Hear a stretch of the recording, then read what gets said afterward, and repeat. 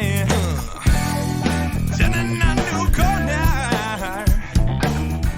about how it makes you feel.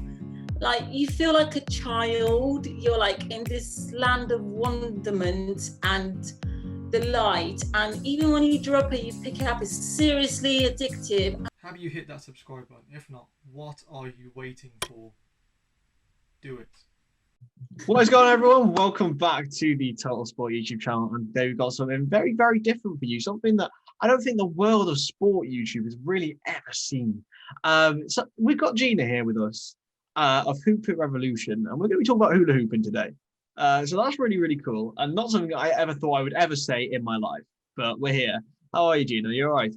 Hello, I'm very well, thank you. Thank you so much for having me. And yeah, very exciting to be here. Yeah, it's great to have you on. So for those of you who don't know, and for those of you who don't hula hoop, which I am definitely one of them, so what do you do with those lovely snazzy hoops behind you? With all of those hoops, it's amazing what I do with them and what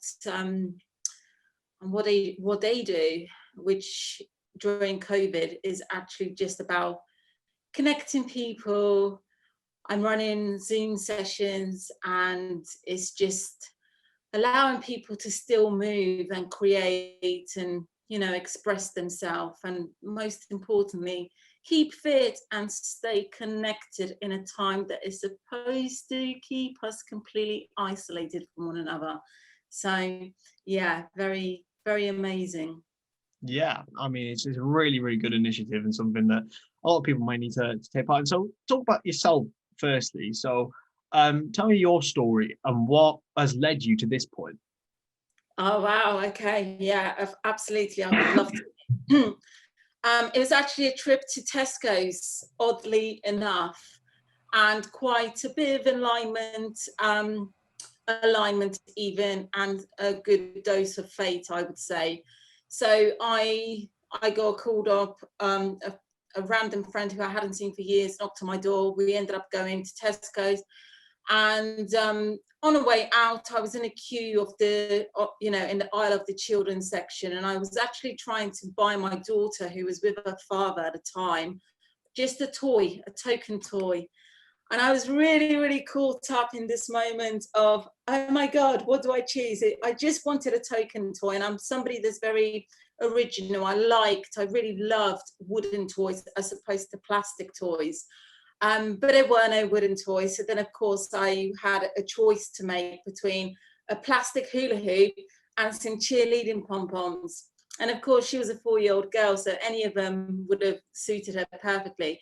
But I actually went for the cheerleading pom-poms because they were sparkly and they were noisy, and, it was something for her to really play about with ease. When I got to the checkout, I had this huge epiphany overtake me that I'd actually made the wrong choice. So off I went back to the aisle, swapped it over for the hula hoop, and came home. We put on an MTV which it was something that I very rarely watched because I don't really watch TV. And it just so happened that Justin Timberlake's song, What Goes Around Comes Around, came on. And in the background of that video, there were some fire performers. And a week before this night, I was actually at a festival. So I saw some fire performance for the first time, and I was very, very, very taken back by the whole concept of dancing with fire. So anyway, some of the fire performers in this video happened to have hula hoops, and it just clicked. It just all clicked so beautifully together. And I just turned to my friend and I said, that's what I'm gonna do. I'm gonna become a hula hoop performer. And I did. Yeah, that's amazing. How all of a sudden, when you're in a supermarket buying your kid like a toy, something just comes to your head like that. I just think that's really coincidental, and that shows how crazy sometimes life is. And moving on from that, so how did you develop this idea, and was it something that you wanted to develop as soon as you had that epiphany? So I always say that hula hooping found me. I didn't find it, it found me. And so I had a cheap plastic hula hoop that was way too small for me, and I practiced relentlessly trying to just keep it around my waist and couldn't work out why I couldn't keep it around my waist. Of course, that was because it was a children's toy. But I invested in my own hoop, a larger hoop much later on, and I just practiced. I was so captivated. I felt this sense of freedom, presence. Like when I was practicing, nothing else existed. And I know that a lot of people will relate to that, even when they try and perhaps the hoops fall to the floor. In that moment of wonderland, only them and their hula hoop exists. So yeah, I would go out any opportunity that I had, put my headphones on and practice in parks. And I just I attracted so many different people from so many different walks of life. And it just really took off that way, because it was something that hadn't really been seen, especially where I live on the Isle of Wight. But even at that time, hula hooping, the phenomenon of the recreated way we look at hula hooping had just started to come to surface and back into the public eye. So yeah. It's really interesting actually, and yeah, so now obviously COVID happened last year. Now it's going on to a year, which just sounds like I don't know how that has happened really. So it's coming on to a year now, and yeah. So how have you used hula hooping to be able to connect people and use it as a force for good in a time where there isn't much of it? Absolutely, for sure. So, I mean, people really reached out to me initially. You know, can you do classes? Can you keep us together? And so I did. And at the moment I'm teaching on, you know, regular classes through Zoom, and they're actually very successful, especially as somebody that isn't very technical with technology. It's actually working out really, really well. And people are really benefiting from it. And I find that even though they're there to get fit, to learn some tricks, to dance, it's really about the connection. It's really about being part of something, a group. They're dedicating that specific time to themselves, showing up and really just connecting with other like-minded people. It's so important. Yeah, I can imagine, and especially in a time where, you know, you can't really, well, nowadays you can't go out and meet mates and do exercise.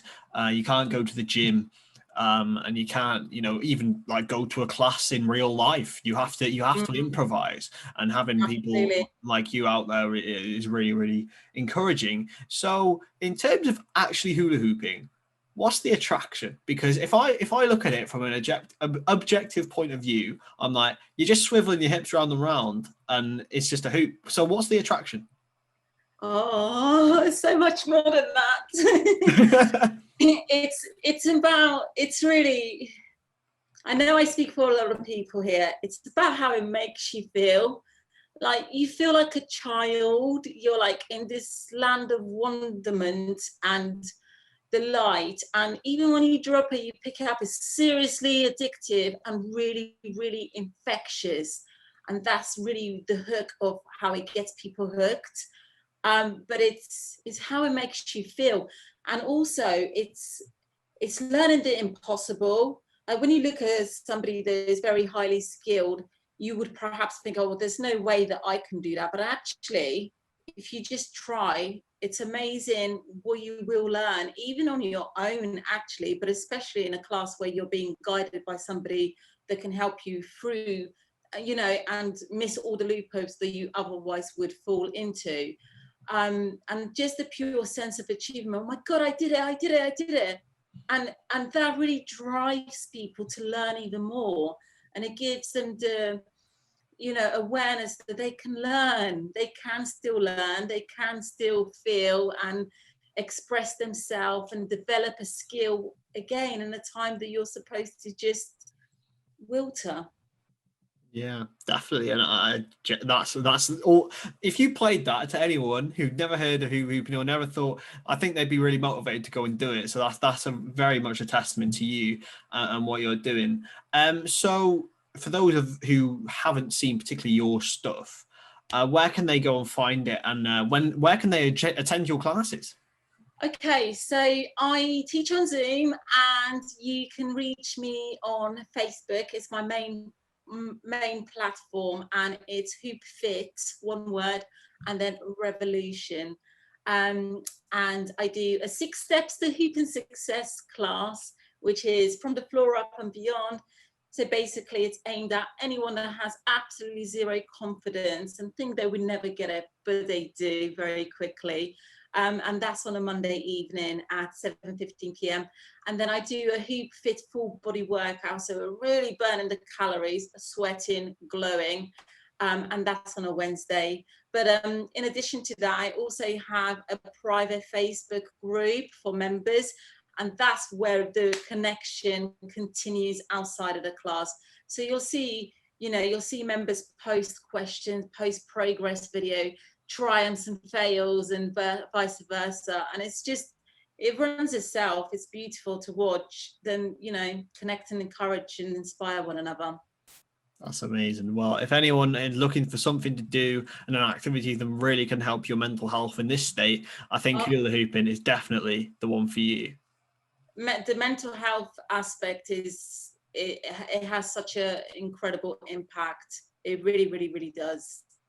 Yeah, and we will leave all the links to Gina's stuff in the description, so please go and check it out. It'll be really, really helpful. And yeah, that brings us to a close, Gina. Thank you so much for that. Aww. Is there anything else that you'd like to say before we leave?